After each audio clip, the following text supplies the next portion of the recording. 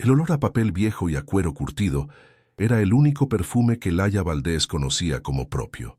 A sus 22 años, su universo se contenía entre las cuatro paredes de su pequeño taller de restauración, un santuario silencioso donde las historias de otros encuadernadas en lomo y oro eran más reales que la suya.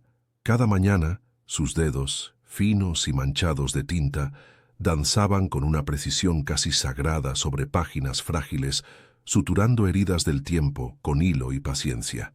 Pero bajo esa calma monástica, un vacío sordo latía en su pecho. Vivía una vida prestada, un guión escrito por el deber y la tradición, mientras su verdadera alma, un manuscrito intacto y por escribir, permanecía guardada bajo llave. Era virgen, no por un voto solemne, sino porque su corazón, protegido por una muralla de timidez y sueños literarios, nunca había encontrado una razón lo suficientemente poderosa para bajar sus defensas en el mundo real. Pero, ¿qué sucede cuando un mundo de silencio es destrozado por una orden que no puede rechazar? La existencia controlada de Laia está a punto de colisionar con un poder tan oscuro como seductor, y la noche que se avecina guardará una revelación que lo cambiará todo. Sigue esta historia hasta el final para descubrir el secreto que la marcará para siempre. No olvides suscribirte al canal y déjanos en los comentarios qué crees que un hombre que lo tiene todo podría exigirle a una chica que no tiene nada. Tu teoría podría ser la correcta y queremos leerla. La virginidad de Laia no era una carga, sino una extensión de su propia naturaleza introspectiva. Era el último reducto de un romanticismo casi extinto, alimentado por las novelas que restauraba. En ellas encontraba amores épicos, pasiones que desafiaban imperios y almas gemelas que se reconocían a través del tiempo. El mundo exterior, con sus cortejos torpes y sus intereses superficiales, le parecía una pálida imitación de esa intensidad. Se había acostumbrado a la soledad, a preferir la compañía de personajes de ficción antes que el riesgo de una decepción real. Su pureza era una fortaleza silenciosa, un jardín secreto donde nadie había entrado, no por falta de pretendientes, sino porque nadie había sabido encontrar la puerta. Era un estado de espera, una promesa latente de que, si alguna vez se entregaba, sería por algo tan profundo y transformador como las historias que salvaba del olvido. Su vida transcurría bajo el peso opresivo de una devoción familiar que la asfixiaba. Lentamente, la vieja sidrería familiar, que en su día fue el orgullo de su abuelo, ahora era un esqueleto de deudas y promesas rotas, sostenida a duras penas por su trabajo y el sacrificio silencioso de su madre. El aire de la casa olía a madera húmeda, a enfermedad y a una tristeza estancada que se pegaba a las paredes. Su padre, postrado en cama por una dolencia que le había robado la fuerza y la esperanza, era el centro de su órbita. Cada decisión, cada euro ganado, cada hora de sueño, perdida, era pori para él. Laia se movía por la casa como un fantasma solícito, atendiendo necesidades ajenas mientras las suyas se marchitaban en la sombra, ignoradas y sin voz. Este no era el futuro que había soñado. En los momentos de quietud, cuando la noche envolvía el pequeño pueblo asturiano en su manto de niebla y sal, Laia se permitía imaginar. Se veía a sí misma en una gran ciudad, estudiando arte en una universidad prestigiosa, perdiéndose en museos y bibliotecas infinitas, lejos del juicio constante de los vecinos y de la carga de un legado que no había elegido. Anhelaba el anonimato, la libertad de ser simplemente ella misma, sin el apellido Valdés como una etiqueta de fracaso y obligación. Pero cada amanecer la devolvía a la misma realidad ineludible. El sonido de la tos de su padre, la pila de facturas sobre la mesa de la cocina, y el reflejo en el espejo de una joven cuyos ojos empezaban a perder el brillo de la juventud.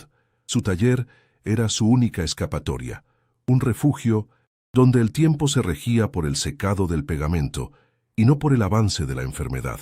Allí, el mundo exterior se desvanecía. El tacto del papel verjurado bajo sus yemas, la delicadeza con la que guiaba la aguja a través del lomo de un libro centenario, el olor a tinta y a historia. Todo ello constituía un ritual que la anclaba y a la vez la liberaba. Restaurar un libro era como sanar un alma herida. limpiaba las manchas del tiempo, reforzaba las estructuras debilitadas y devolvía la belleza a lo que se creía perdido.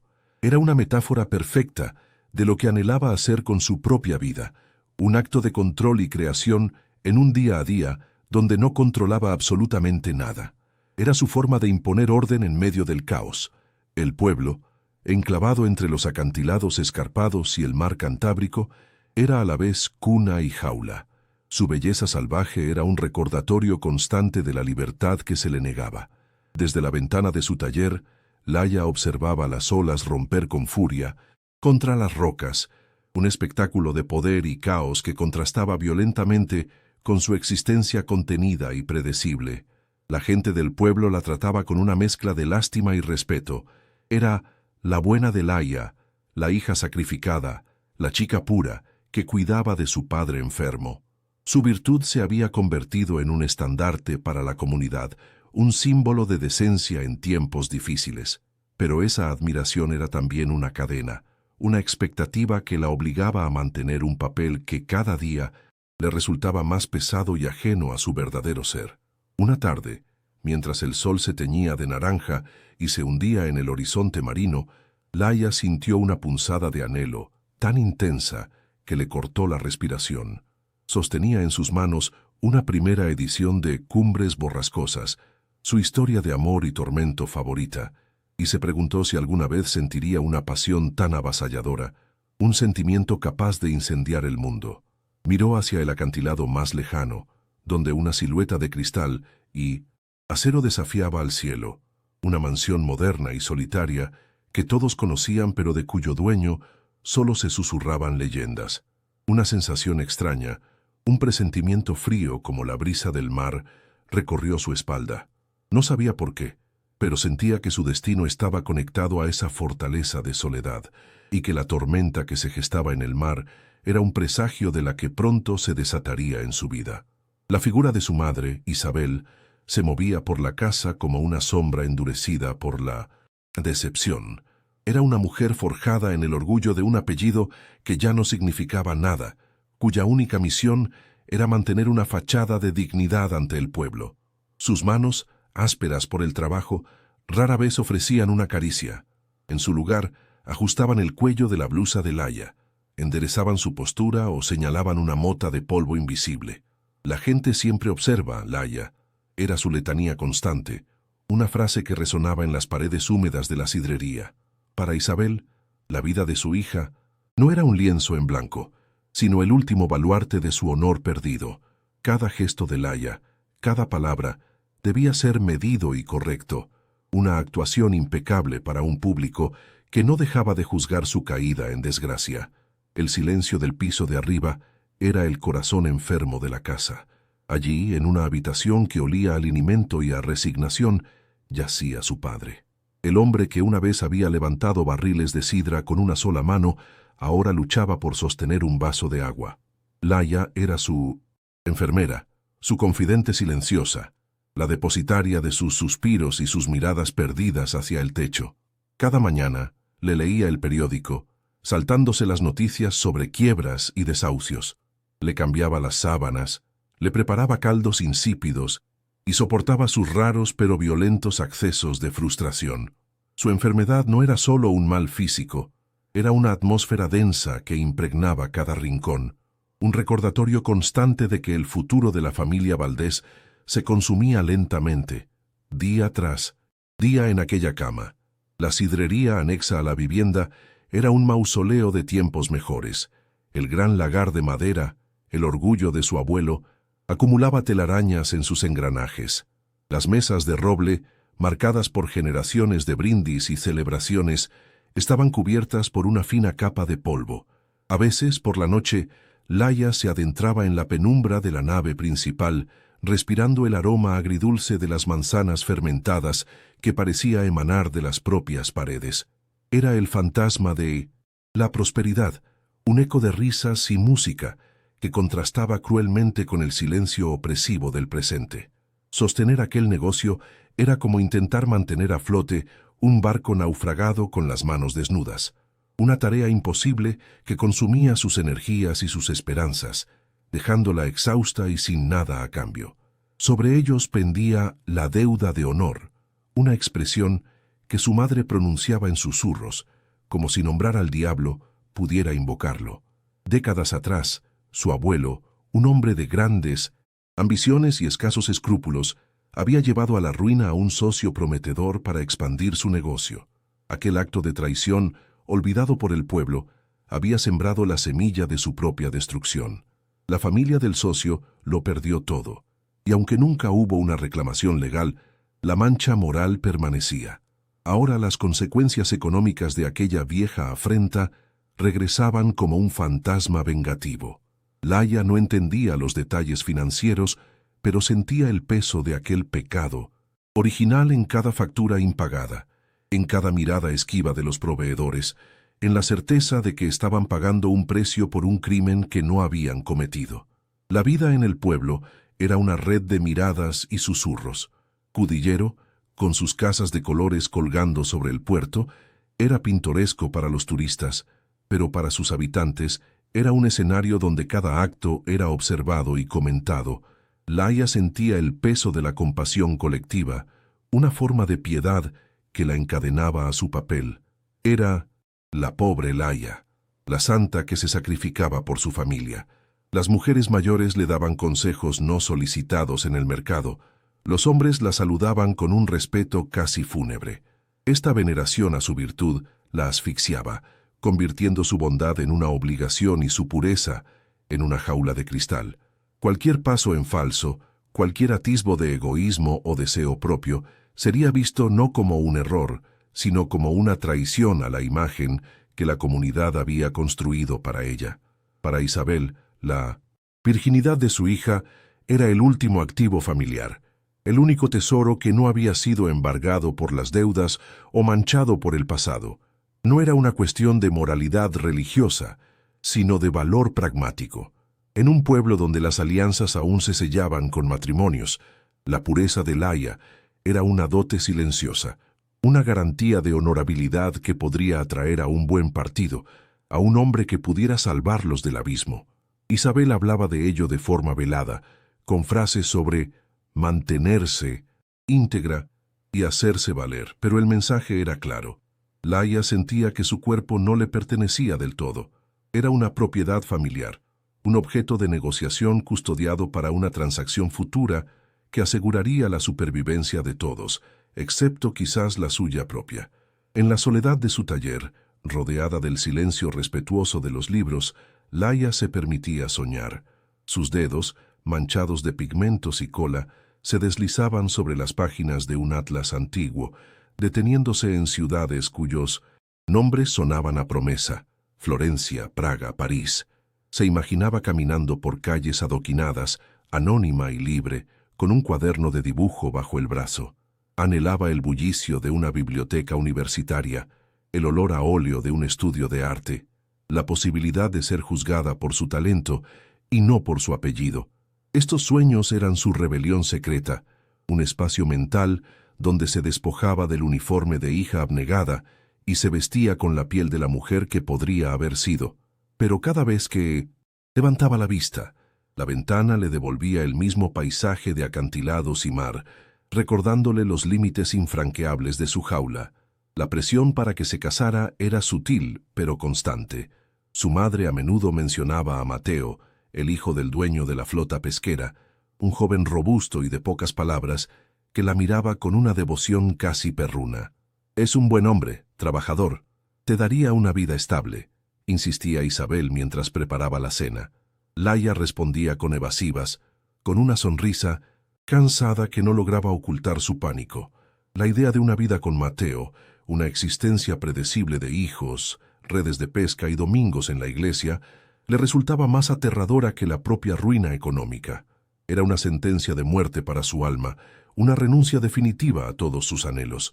Prefería la pobreza y la incertidumbre a la seguridad de una vida que no era la suya. El entorno físico se había convertido en un reflejo de su estado de ánimo. La humedad del Cantábrico parecía filtrarse a través de las paredes, una frialdad que se le metía en los huesos. La niebla, frecuente en la costa asturiana, envolvía el pueblo en un abrazo gris y sofocante, borrando el horizonte y haciendo que el mundo exterior pareciera una fantasía inalcanzable. El sonido melancólico de la sirena del faro, en las noches de tormenta, era la banda sonora de su soledad, un lamento que se unía al suyo. La casa familiar, con sus crujidos y sus sombras, ya no se sentía como un hogar, sino como una tumba ancestral que la estaba absorbiendo lentamente, amenazando con enterrarla junto a los secretos y fracasos de su linaje. Una noche, mientras terminaba la restauración de un delicado libro de poemas, un verso la golpeó con la fuerza de una revelación. Mi alma es una orquesta oculta. Sintió un nudo en la garganta. Eso era exactamente lo que sentía. Dentro de ella había una sinfonía de pasiones, miedos y deseos que nadie podía oír, silenciada por el ruido monótono del deber. Apoyó la frente contra el frío cristal de la ventana, mirando la oscuridad del mar. Una lágrima solitaria rodó por su mejilla y cayó sobre el cuero de la encuadernación, una diminuta mancha de sal en una historia ajena. En ese instante de profunda desolación, sintió que algo dentro de ella estaba a punto de romperse. No sabía cómo ni cuándo, pero presentía que su vida contenida estaba al borde de una colisión inevitable. La carta llegó en una tarde gris, cuando la lluvia fina del Cantábrico empañaba los cristales del taller. No fue entregada por el cartero habitual, sino por un mensajero con un coche negro y sin insignias, un vehículo tan fuera de lugar en las calles empedradas de Cudillero como una nave espacial. El sobre era de un papel grueso y cremoso, casi como el pergamino, y en lugar de un sello de correos, lucía un lacre de cera negra con una C, grabada con una elegancia brutal.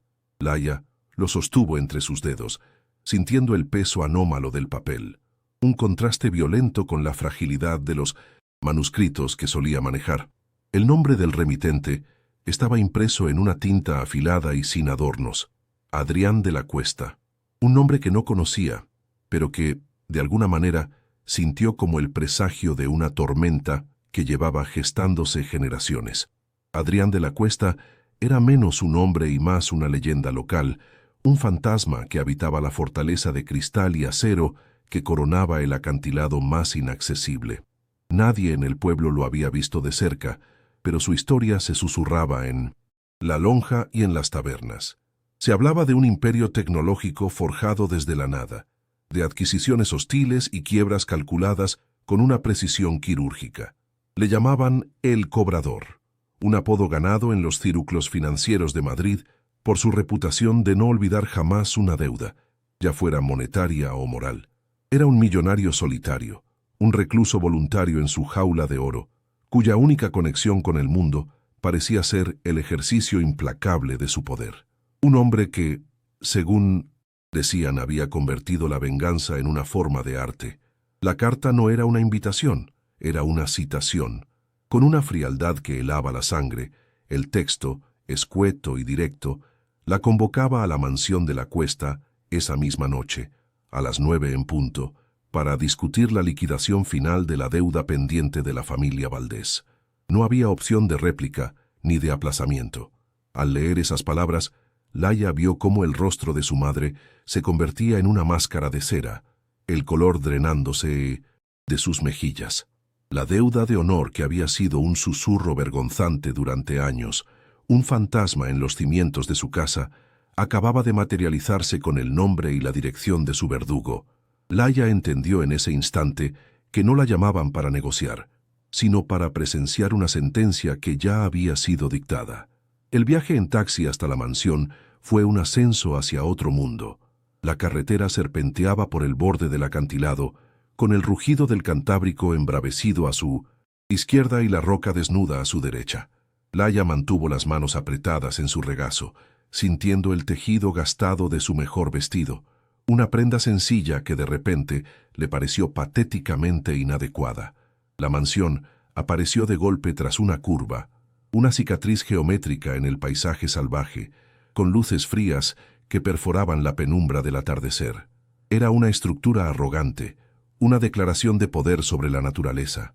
Mientras el taxi se detenía ante una imponente puerta de metal, negro, Laia sintió una calma gélida apoderarse de ella. Era la calma de quien camina hacia un destino inevitable, con la única arma de una dignidad que se negaba a doblegarse. La puerta se abrió sin que nadie apareciera, deslizándose en silencio hacia un lado, para revelar un vestíbulo que parecía más una galería de arte moderno que la entrada de una casa. El espacio era inmenso, de techos altísimos y paredes de hormigón pulido, adornadas con cuadros abstractos y de gran formato. El suelo de 1906, mármol negro, reflejaba el cielo gris del exterior como un espejo helado, y el único sonido era el eco de sus propios pasos nerviosos. El aire olía a ozono, a limpio, a una esterilidad que contrastaba brutalmente con el aroma a madera, tinta y enfermedad de su hogar. Se sintió pequeña, una mota de polvo en aquel vacío opulento, un anacronismo viviente en un mausoleo del futuro. Cada detalle del lugar estaba diseñado para intimidar, para anular al visitante, antes incluso de conocer a su anfitrión. Y entonces lo vio. Estaba de pie al final de la estancia, junto a un ventanal panorámico que abarcaba toda la furia del océano. No se giró al oírla llegar. Permaneció observando la tormenta exterior, una silueta oscura contra la luz moribunda. Adrián de la Cuesta era más alto de lo que había imaginado, con una presencia que llenaba el espacio sin necesidad de un solo gesto. Vestía un traje oscuro de corte impecable que parecía una segunda piel, una armadura moderna. Cuando finalmente se volvió hacia ella, Laia sintió que el aire se escapaba de sus pulmones. Su rostro era una obra de ángulos duros y simetría perfecta, pero eran sus ojos los que capturaban toda la atención. Eran de un gris tan oscuro que parecían casi negros, y en ellos no había calidez, solo una inteligencia fría y una quietud depredadora. Laia Valdés. Su voz no fue alta, pero resonó en el silencio del vestíbulo con una profundidad inesperada. No era una pregunta, sino una afirmación, la constatación de un hecho. Cada sílaba estaba cargada de un control absoluto, como si midiera el peso de su nombre antes de pronunciarlo. Se acercó a ella con pasos lentos y deliberados, deteniéndose a una distancia que era demasiado íntima para ser formal y demasiado formal para ser íntima. Laia se obligó a no retroceder, a sostenerle la mirada, aunque sentía que aquellos ojos la estaban desnudando, no su cuerpo, sino su alma, buscando las grietas, las debilidades, la herencia de la culpa que llevaba en la sangre. Era el escrutinio de un juez, un científico y un carcelero, todo en uno. Su mirada era una disección. Recorrió su rostro, su vestido sencillo, sus manos manchadas de tinta que había intentado limpiar en vano. Laia sintió el calor de la humillación subir por su cuello, pero se mantuvo erguida. Sabía lo que él buscaba, la arrogancia de su abuelo, la soberbia de un linaje que había construido su fortuna sobre la ruina de otros. Pero lo que Adrián encontró en los ojos de Laia fue algo que lo descolocó por ya un instante, una fracción de segundo en la que su máscara de control absoluto pareció vacilar.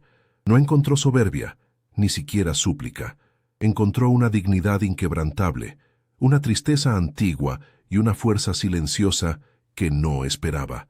Era la resistencia del junco que se dobla ante la tormenta, pero no se rompe, y esa resiliencia imprevista fue el primer error de cálculo en su plan meticulosamente trazado.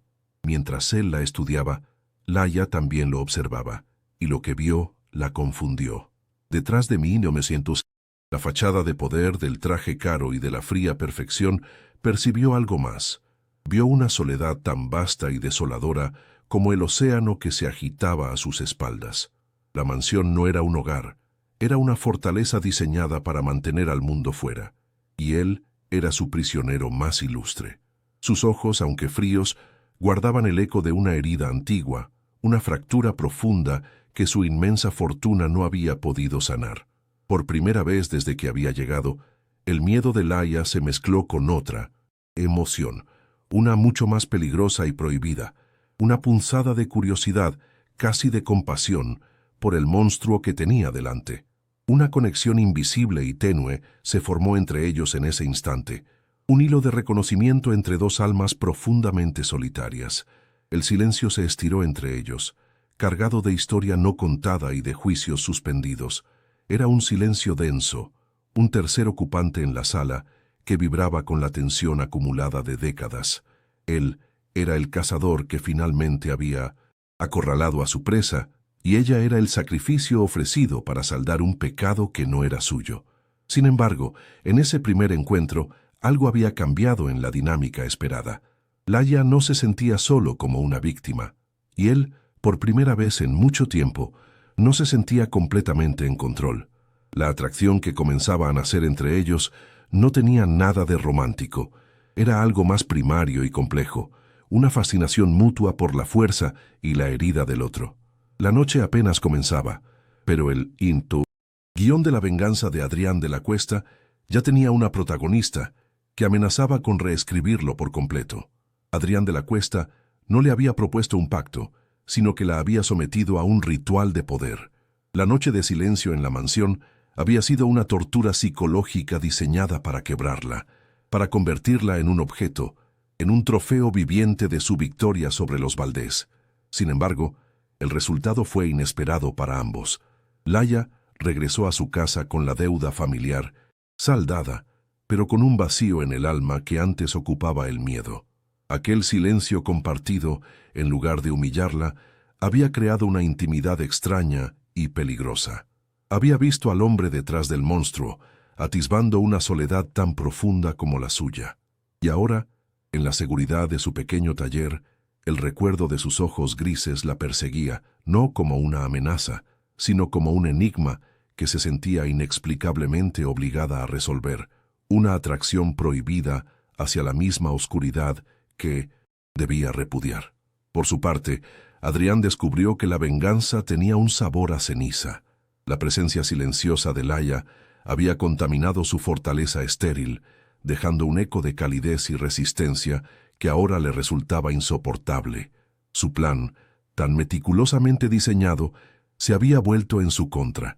Pretendía demostrarle a ella su insignificancia, pero fue él quien se sintió expuesto bajo la calma digna de su mirada.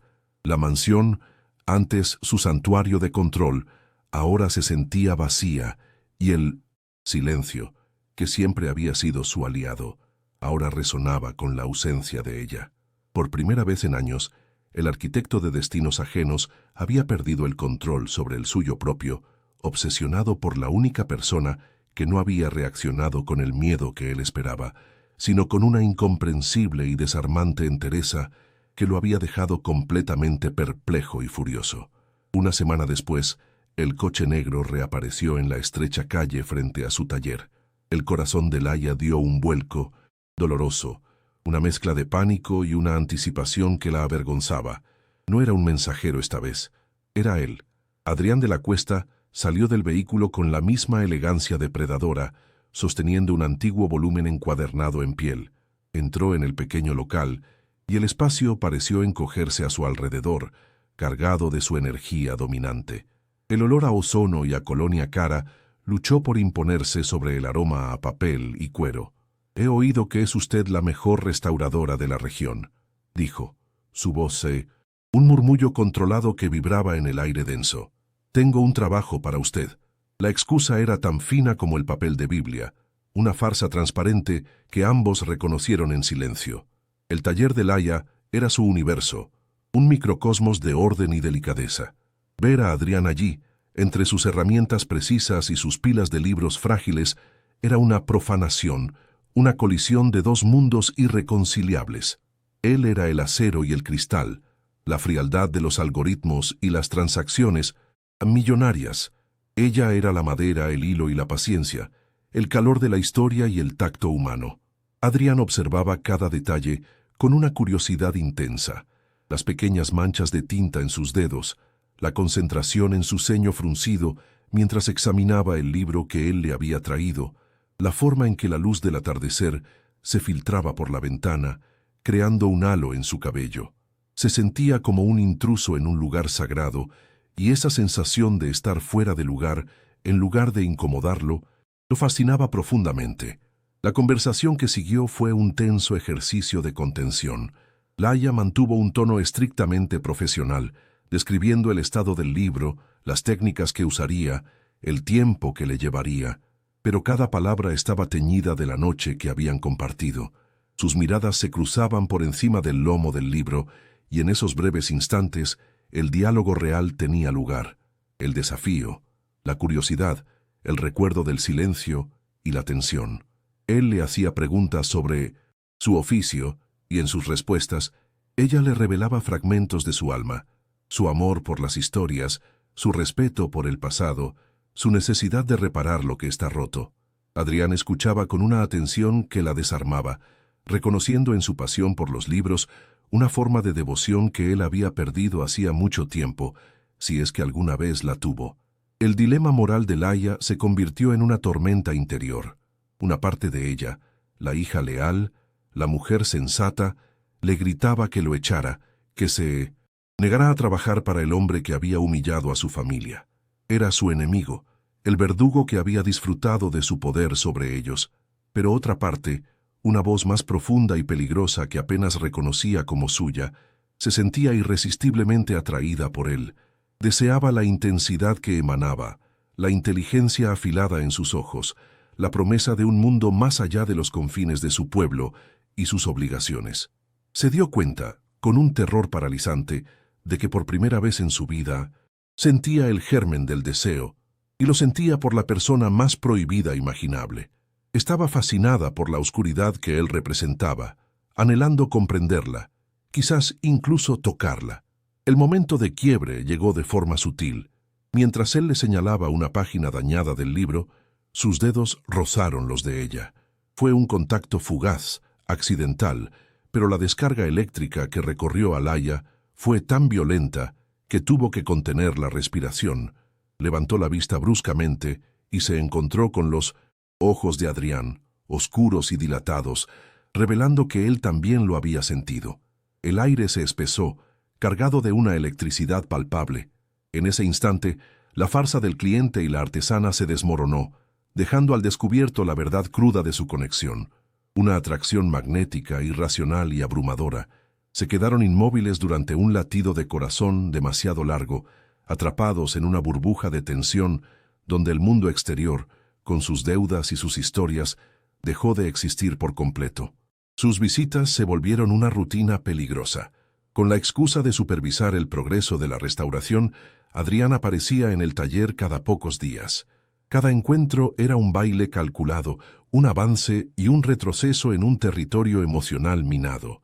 Hablaban de libros, de historia, de arte, evitando cuidadosamente cualquier mención a sus familias o a la deuda que los había unido. Pero bajo la superficie de esas conversaciones cultas se libraba una batalla silenciosa. Laia se encontraba esperando sus visitas, anhelando el pulso acelerado de su corazón cuando oía el motor de su coche.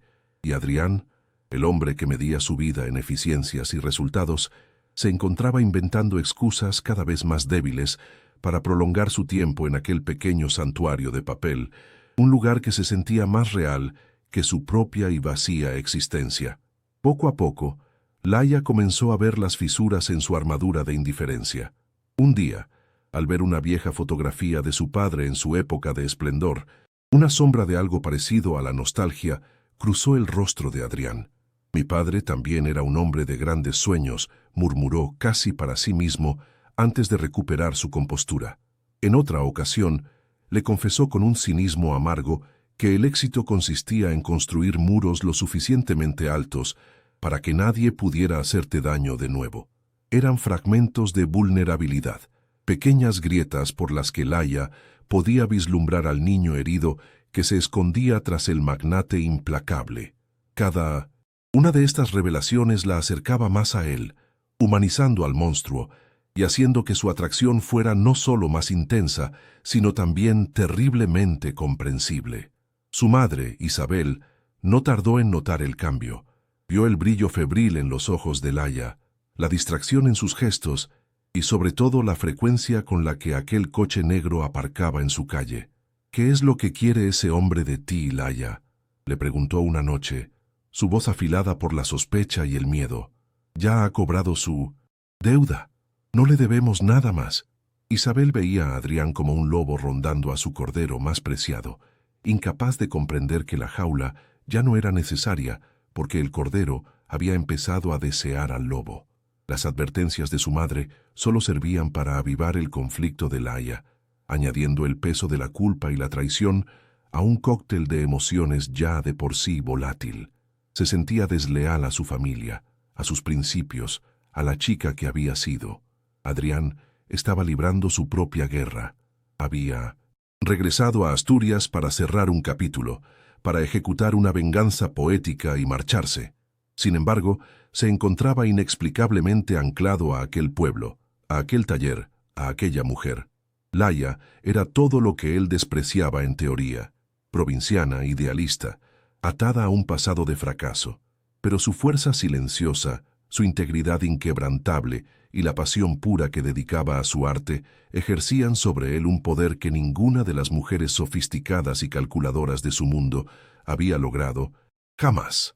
Se decía a sí mismo que solo era curiosidad, un juego para aliviar el tedio de su victoria, pero en el fondo sabía que era una mentira. Estaba fascinado, y esa fascinación se estaba convirtiendo peligrosamente en una necesidad que amenazaba con derribar todas sus defensas. Una tarde, con la excusa de que el libro que restauraba pertenecía a una colección especial, la invitó a su mansión para verlo en su contexto original. El corazón de Laia martilleaba contra sus costillas mientras subía de nuevo por la carretera del acantilado. Esta vez era diferente. No iba como un sacrificio, sino como una invitada, aunque la naturaleza de la invitación era ambiguamente peligrosa. Al entrar en la mansión, el espacio ya no le pareció tan frío e intimidante. Ahora lo veía a través de un nuevo filtro. Era la jaula dorada de un hombre profundamente solo. Él la guió en silencio a través de los pasillos minimalistas hasta una puerta de madera maciza que desentonaba con el resto de la casa. «Mi biblioteca», dijo, y al abrirla, Laia contuvo el aliento. Era un santuario, paredes enteras cubiertas de libros desde el suelo hasta el techo, el olor a cuero y papel antiguo llenando el aire. Era el único lugar cálido y vivo de toda la mansión. En el centro, sobre un atril de madera oscura, había un pequeño libro infantil, sus tapas desgastadas y sus esquinas suavizadas por el paso del tiempo. Adrián se acercó a él con una reverencia inesperada. «Es lo único que mi padre pudo salvar cuando lo perdimos todo», dijo, su voz despojada de toda su dureza. «Me lo leía todas las noches». En ese momento, Adrián de la Cuesta, el cobrador, desapareció, y en su lugar quedó un niño que recordaba el único tesoro que el abuelo de Laia no había podido arrebatarle. Laia se acercó lentamente, su corazón encogido de una emoción que era una mezcla de compasión y una conexión abrumadora. No dijo nada. Simplemente extendió la mano y posó sus dedos suavemente sobre la cubierta del libro, un gesto de comprensión que trascendía cualquier palabra de consuelo. Sus miradas se encontraron sobre el pequeño volumen, y en ese silencio se selló un pacto diferente. Ya no eran el acreedor y la deudora, el verdugo y la víctima. Eran dos almas rotas que, por caminos opuestos, habían llegado al mismo punto de soledad. Él le había mostrado su herida más profunda, la raíz de toda su rabia y su ambición, y ella, con un simple gesto, la había reconocido y respetado, sin juzgarla. La tensión en la biblioteca se volvió casi sólida, una fuerza física que los envolvía. El espacio entre ellos vibraba con todo lo que no se habían dicho, con la atracción que habían intentado negar y con la vulnerabilidad que acababan de compartir. Adrián la miraba como si la viera por primera vez, no como la nieta de su enemigo, sino como la única persona que había mirado dentro de él y no había retrocedido. El deseo que sentía por ella ya no era un simple capricho o un juego de poder, era una necesidad visceral de aferrarse a la única fuente de luz que había encontrado en su autoimpuesta oscuridad. Quería poseer no su cuerpo, sino esa calma y esa fuerza que ella representaba. Para Laia, ese fue el punto de no retorno. El dilema moral se disolvió en una certeza aterradora y liberadora a la vez. Lo deseaba. Deseaba al hombre complejo y herido que tenía delante, con toda su oscuridad y su dolor. El deseo no era puro ni simple. Estaba manchado de culpa, de miedo y de la historia de sus familias, pero era innegable, una corriente que la arrastraba hacia él sin que pudiera oponer resistencia. La virginidad que había guardado como un tesoro como un símbolo de su romanticismo, de repente le pareció una carga absurda. Siempre había esperado a alguien digno, a un héroe de novela. Jamás imaginó que su corazón elegiría entregarse a un villano cuya alma, al final, estaba tan necesitada de restauración como los libros que ella amaba. Adrián dio un paso hacia ella, rompiendo la distancia sagrada que los separaba. Su mano se levantó, lenta, casi vacilante, y apartó un mechón de pelo del rostro de Laia. Sus dedos rozaron su piel, y esta vez no fue un accidente. Fue una caricia deliberada, una pregunta formulada sin palabras. El mundo se redujo a ese único punto de contacto, al calor de su piel contra la de ella, al sonido de sus respiraciones entrecortadas en el silencio de la biblioteca. Laia no se apartó. Cerró los ojos, rindiéndose a la inevitabilidad de lo que estaba a punto de suceder. Acto de transgresión ya no era una posibilidad lejana, sino una promesa susurrada en el aire, a punto de cumplirse y de cambiar sus vidas para siempre. El aire en la biblioteca se había vuelto irrespirable, denso como el terciopelo y cargado de una electricidad que erizaba la piel.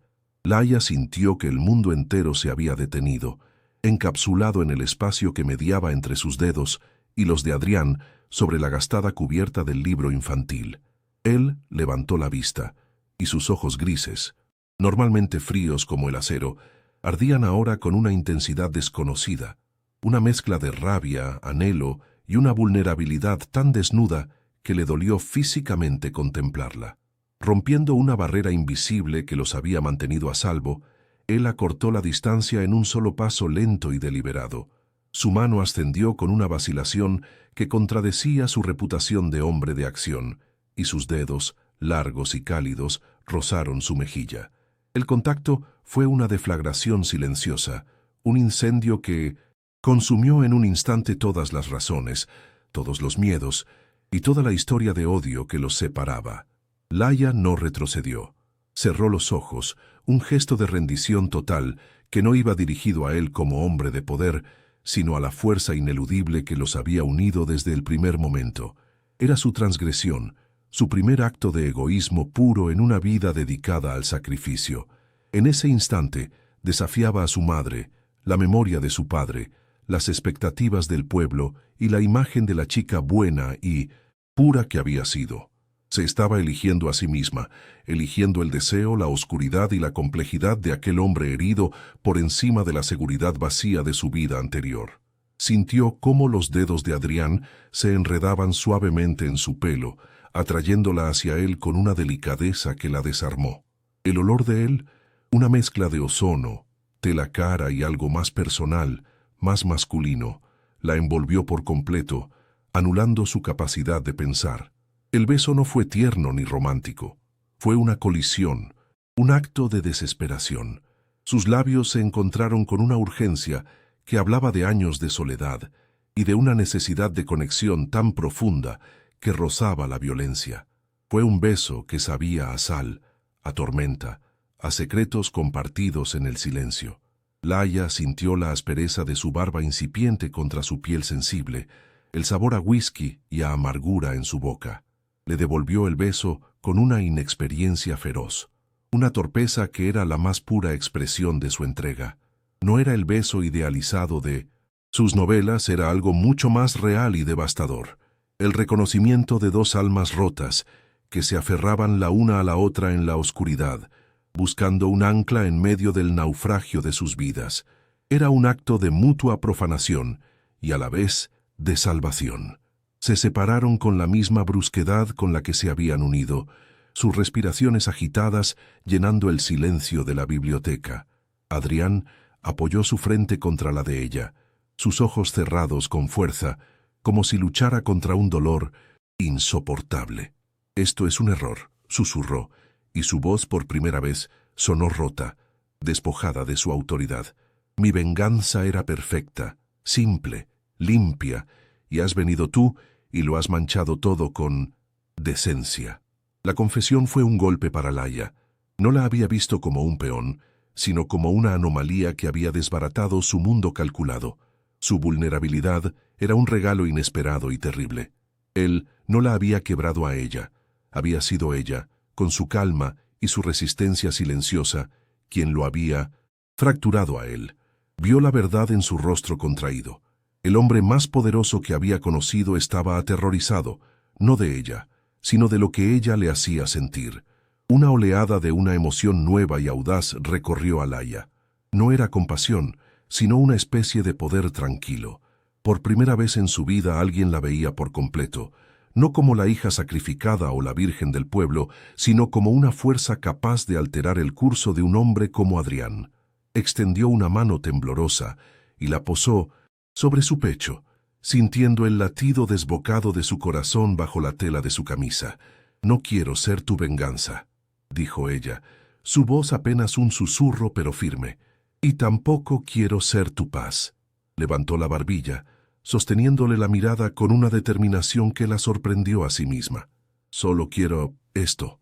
No sabía qué era esto, pero era real, intenso, y la hacía sentir más viva que nunca.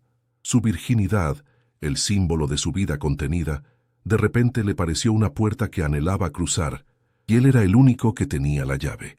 Él la observó durante un largo momento, su mirada recorriendo su rostro como si intentara memorizar cada detalle, descifrar el enigma que ella representaba.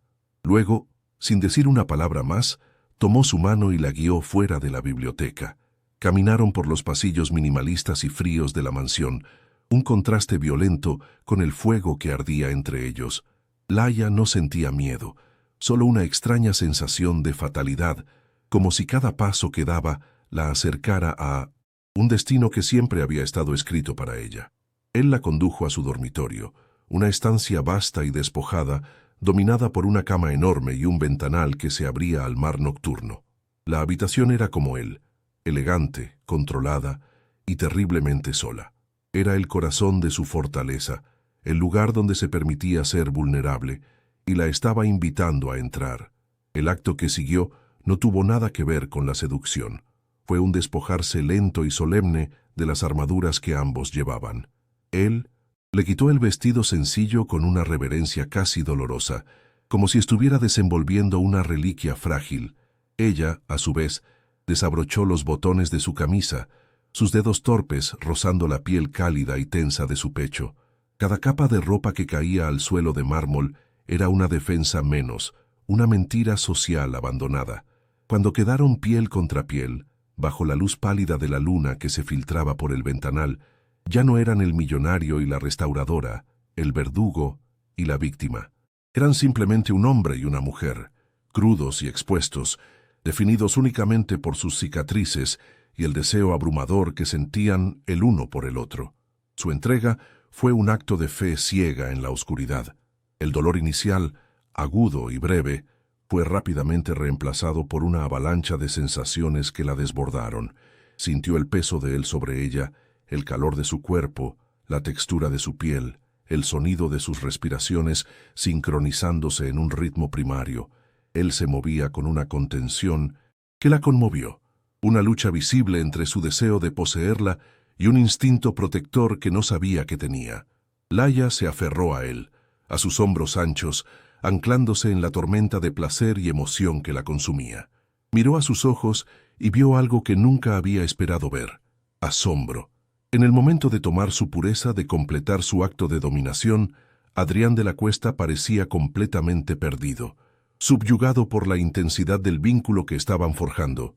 El clímax fue una disolución de los límites, un instante en el que sus cuerpos y sus almas parecieron fundirse en uno solo. Para Laia fue una liberación, la rotura de las cadenas invisibles que la habían atado durante toda su vida. Se sintió poderosa, completa, dueña de su cuerpo y de su destino por primera vez. Para Adrián fue una rendición. Al entrar en ella, había permitido que ella entrara en él, derribando el último muro que protegía su corazón herido. Fue un momento de una intimidad tan profunda y cruda que lo dejó temblando, expuesto de una manera que ni la ruina ni el éxito habían logrado jamás. El placer físico fue solo el eco de una explosión emocional mucho más significativa, un punto de inflexión que redefinió la naturaleza de su relación y de ellos mismos. Cuando todo terminó, el silencio regresó, pero era un silencio diferente. Ya no estaba cargado de tensión, sino de la resonancia de lo que había ocurrido. Se tumbaron uno al lado del otro, sin tocarse. La distancia entre sus cuerpos en la cama, inmensa, pareciendo un abismo. Laia observaba las sombras moverse en el techo, sintiendo el eco de las sensaciones en su cuerpo y una calma extraña en su alma. No había arrepentimiento, solo la certeza de que la chica que había entrado en esa mansión ya no existía. A su lado, Adrián le había dado la espalda, su cuerpo tenso y rígido. La transgresión había sido mutua, la entrega total. Pero en lugar de unirlos, aquel acto de intimidad suprema había abierto una nueva y aterradora brecha entre ellos, una que ninguno de los dos sabía ni se atrevía a cruzar. El amanecer se filtraba por el inmenso ventanal como un testigo pálido y acusador. Adrián se levantó de la cama con un movimiento brusco, mecánico, dándole la espalda. Laia observó la tensa musculatura de su espalda, una muralla de carne y piel que se estaba reconstruyendo delante de sus ojos, bloque a bloque, para encerrarla de nuevo fuera. No hubo una palabra, ni una mirada de despedida. El hombre que se había deshecho en sus brazos, que le había mostrado su herida más profunda, había desaparecido, y en su lugar estaba de nuevo el cobrador, el arquitecto de la distancia. Cada prenda que se ponía era una capa más de armadura, un regreso a su mundo de control y frialdad. El silencio que volvió a instalarse en la habitación era infinitamente más cruel y desolador que el impuesto por su pacto original, porque ahora estaba lleno del fantasma de la intimidad que acababan de compartir y asesinar. El viaje de vuelta fue una tortura silenciosa en el interior del coche negro. Laia se sentía como una pieza de contrabando, expulsada de un mundo al que nunca perteneció. Se aferraba al libro de poemas que había restaurado, su única ancla en una realidad que se había vuelto líquida y extraña. El paisaje de acantilados y mar embravecido pasaba ante sus ojos sin que realmente lo viera, su mente atrapada en el dormitorio de mármol y cristal. Sentía su cuerpo de una manera nueva y desconcertante. Dolía, pero también vibraba con el eco de unas sensaciones que la habían despertado a una vida que no sabía que existía. El chófer, un hombre sin rostro, no dijo una palabra. Laia fue depositada frente a la puerta de su casa en la penumbra del alba, sintiendo que no solo regresaba de la mansión del acantilado, sino de otro plano de la existencia, marcada por un secreto que la aislaba de todo lo que conocía. Su madre la esperaba en la cocina, una figura rígida sentada en la penumbra, con una taza de café intacta frente a ella. Isabel no preguntó qué había pasado. Sus ojos, afilados y llenos de una amarga sospecha, lo preguntaron todo. Buscaron en Laia signos de humillación, de lágrimas, de una derrota que confirmara su visión del mundo. Pero lo que encontraron la descolocó. En los ojos de su hija no había la vergüenza de una víctima, sino una calma perturbadora, una profundidad que no reconocía. «La deuda está saldada», dijo Laia, su voz sonando extraña, más grave, en la quietud de la cocina. No ofreció más detalles, y su madre no se atrevió a pedirlos. El silencio que se instaló entre ellas fue un abismo. Laia había cumplido con su deber familiar, pero en el proceso había levantado un muro invisible entre ella y su madre, protegiendo un territorio interior al que nadie más tendría acceso. En la soledad de su pequeña habitación, bajo la mirada descolorida de los santos de una estampa antigua, Laia se enfrentó a las consecuencias. Se miró en el espejo agrietado y no reconoció del todo a la mujer que le devolvía la mirada. Su cuerpo ya no era un manuscrito intacto, sino una página escrita con una tinta indeleble. Podía sentir el fantasma de las manos de Adrián sobre su piel, el peso de su cuerpo, el sabor de su beso desesperado. La culpa la asaltó en oleadas, una náusea fría por haber traicionado todo lo que se suponía que debía ser. Había entregado su bien más preciado al enemigo de su familia, pero bajo la culpa, una corriente subterránea de algo parecido al triunfo se abría paso. Había cruzado el fuego y no se había quemado. Se había forjado. La transgresión no solo la había roto, también la había liberado de la chica obediente y temerosa que había sido. En su fortaleza de cristal, Adrián se movía como un animal enjaulado. La mansión, su santuario de orden y control, se había convertido en una prisión llena del eco de ella. Su olor, Una mezcla de papel viejo, jabón sencillo y algo únicamente suyo se había impregnado en las sábanas, en el aire, en su propia piel, y lo volvía loco. Había ejecutado su venganza, había tomado lo que consideraba suyo por derecho de restitución, pero la victoria se sentía como una derrota aplastante. No la había humillado, ella lo había invadido, contaminando su soledad estéril con una humanidad que lo repelía y lo atraía a partes iguales. Se sirvió un whisky, pero el alcohol no pudo quemar el recuerdo de su entrega, de la forma en que su cuerpo inexperto se había rendido al suyo. Se dio cuenta, con una rabia impotente, de que al intentar poseerla para destruirla, se había encadenado a ella para siempre. De vuelta en su taller, Laia intentó encontrar refugio en su trabajo, pero sus manos, normalmente tan firmes y precisas, temblaban. El olor a cuero y pegamento, que siempre la había reconfortado, ahora le recordaba a la biblioteca de Adrián, al momento en que todo había cambiado. Cogió un libro con el lomo destrozado, y mientras preparaba el hilo y la aguja, una nueva determinación se apoderó de ella. Restaurar ya no era una huida, sino una afirmación.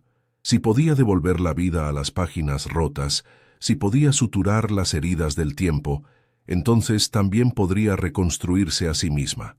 La fragilidad que había sentido en la mansión se estaba transformando en una fuerza tranquila y resiliente. Ya no era la víctima pasiva de las circunstancias, había tomado una decisión, había actuado, y por primera vez se sentía la autora de su propia historia, aunque el primer capítulo estuviera escrito con dolor y deseo. La dinámica en la casa familiar se volvió insoportable. Con la deuda económica desaparecida, uno podría esperar alivio, pero en su lugar creció una tensión más densa y venenosa. Su padre, ajeno a los detalles, parecía respirar un poco mejor, pero su madre la observaba con una vigilancia constante y resentida. Isabel no podía perdonarle a Laia la calma que había traído de vuelta de la mansión. Esperaba una hija rota, una mártir que pudiera compadecer y controlar. En cambio, se encontró con una mujer que guardaba secretos en la mirada, cuya obediencia había sido reemplazada por una impenetrable reserva. Laia sentía la desaprobación de su madre en cada gesto, en cada silencio. Al salvar a su familia, se había convertido en una extraña dentro de su propio hogar, aislada por el mismo acto que se suponía debía reafirmar su lugar entre ellos. Adrián intentó ahogar el recuerdo en el trabajo. Se sumergió en videoconferencias con Tokio y Nueva York, cerró tratos millonarios con una crueldad renovada y exigió una perfección imposible a sus subordinados. Pero era una farsa. En medio de una negociación hostil, la imagen de los ojos de Laia, asustados y desafiantes, se superponía a las cifras en la pantalla. El tacto de su piel suave y desconocida lo distraía durante las reuniones del consejo. Se había convertido en un virus en su sistema, una variable incontrolable que desbarataba todos sus algoritmos. Descubrió que el poder y el dinero, las herramientas con las que había construido su imperio y su identidad, eran completamente inútiles para borrar la huella que ella había dejado en su alma. Estaba obsesionado, no con la venganza que había planeado, sino con la mujer que la había desmantelado sin pronunciar una sola palabra. Los días se convirtieron en una semana de silencio absoluto. Ninguna llamada, ningún mensaje. El coche negro no volvió a aparecer. Para Laia, este silencio era una forma de tortura mucho más refinada que la de la primera noche. Una parte de ella sentía un alivio temeroso, la sensación de haber escapado por poco de un peligro que apenas podía comprender. Pero otra parte, una parte que crecía más fuerte cada día, sentía un vacío, una ausencia dolorosa. Se había acostumbrado a la intensidad, a la tensión, a la sensación de estar al borde de un precipicio. La vida en el pueblo, con su ritmo predecible y sus juicios silenciosos, ahora le parecía insoportablemente monótona y gris. Se encontraba mirando hacia el acantilado, hacia la silueta de la mansión, con una mezcla de miedo y un anhelo tan profundo que la avergonzaba admitirlo incluso ante sí misma. Estaban separados por un abismo social, económico y por la historia de odio de sus familias, pero nunca habían estado tan inextricablemente unidos. Ambos sufrían en sus respectivas soledades, atrapados en la memoria de una noche que debería haber sido un final y que, en cambio, se había convertido en un principio terrible y adictivo. Él, en su jaula de oro, atormentado por un sentimiento que no podía nombrar y que amenazaba con derribar todas sus defensas. Ella, en su taller lleno de historias ajenas, descubriendo que la suya propia acababa de empezar y que su protagonista era el hombre que debía odiar. El acto de intimidad física, lejos de cerrar la herida, la había abierto de par en par, dejando un vínculo invisible y doloroso que los mantenía conectados a través de la distancia, ambos prisioneros de su transgresión compartida. Había pasado un mes, un ciclo lunar completo, desde aquella noche en la mansión. La vida en Cudillero había recuperado su monotonía superficial, pero para Laia el mundo había cambiado de color. Se movía con una nueva gravedad, una calma febril que desconcertaba a su madre y mantenía a los vecinos a una distancia respetuosa. Ya no era la chica frágil que se doblegaba ante el peso del deber. Una fuerza desconocida, forjada en el fuego de la transgresión, se había asentado en la médula de sus huesos. Una tarde, mientras el sol teñía de oro el polvo de su taller, llegó un paquete. No lo trajo un mensajero con un coche negro, sino el cartero de siempre, en una simple caja de cartón sin remitente. Su corazón, un pájaro asustado, se detuvo en seco. Sabía, con una certeza que desafiaba toda lógica, de quién procedía y lo que aquel silencio de un mes había estado gestando en la oscuridad. Con manos que temblaban solo ligeramente, abrió la caja. Dentro, envuelto en un paño de seda negra, reposaba el pequeño libro infantil, el mismo que había visto en 1900, el atril de su biblioteca, el único vestigio de su infancia perdida. Su cubierta estaba aún más desgastada de lo que recordaba, las esquinas suavizadas por un manoseo constante, casi devoto. Contuvo la respiración, sintiendo el peso del objeto en sus palmas, como si sostuviera el corazón aún latente de Adrián. No era un regalo ni un recuerdo, era una confesión, un acto de vulnerabilidad tan extremo que la dejó sin aliento. Era el epicentro de su dolor, la raíz de su oscuridad, y se lo estaba entregando a ella, la nieta del hombre que había causado toda esa ruina. ¿Era un gesto de confianza absoluta o de una desesperación tan profunda que ambas cosas se confundían en una sola y abrumadora verdad? Dentro del libro, encontró una única tarjeta de visita, gruesa y de un blanco impoluto, con el nombre Adrián de la Cuesta grabado en relieve. En el reverso, escrita con su caligrafía afilada y controlada, había una sola frase, una orden que era, en realidad, la súplica más desnuda que jamás había leído. No decía te extraño, ni perdóname, ni te necesito. Decía, restaúrelo, sin importar el coste. Laia releyó las palabras una y otra vez, y una sonrisa triste pero llena de una comprensión infinita se dibujó en sus labios. Aquel era su lenguaje, la única forma que conocía de pedir ayuda, de expresar un sentimiento que no se atrevía a nombrar. Lo había envuelto en la apariencia de una transacción comercial, ocultando la inmensidad de su petición tras la única dinámica que entendía, la del poder y el pago. Pero el coste al que se refería no era monetario, y ambos lo sabían. Sosteniendo el libro contra su pecho, Laia finalmente entendió. Adrián no le estaba pidiendo que reparara un objeto, le estaba entregando el mapa de su alma rota y le pedía que encontrara la forma de sanarla. No era una promesa de un futuro juntos, ni una disculpa por el pasado. Era algo mucho más valioso, una rendición. Era el reconocimiento de que ella poseía un poder que su inmensa fortuna no podía comprar, el poder de la restauración, de la paciencia, de la curación. En ese instante, todo el odio heredado, toda la culpa y todo el miedo se disolvieron, dejando tras de sí una emoción pura y devastadora. No era amor en el sentido que había leído en sus novelas, sino un reconocimiento profundo y visceral de otra alma, con todas sus fracturas y su belleza oscura. Y supo que no podía negarse. Se sentó en su mesa de trabajo, el lugar donde siempre había impuesto orden en el caos del mundo. Encendió la lámpara de luz cálida y su haz iluminó el pequeño libro como si fuera un texto sagrado sobre un altar. Desplegó sus herramientas con la precisión de un cirujano. las agujas finas, el hilo de lino, los adhesivos reversibles, los pequeños bisturís para levantar el papel dañado. Cada objeto era una extensión de sus manos, de su intención. El mundo exterior, con sus juicios y sus expectativas, se desvaneció por completo. Solo existían ella, el libro y el hombre ausente cuya infancia destrozada reposaba entre sus dedos.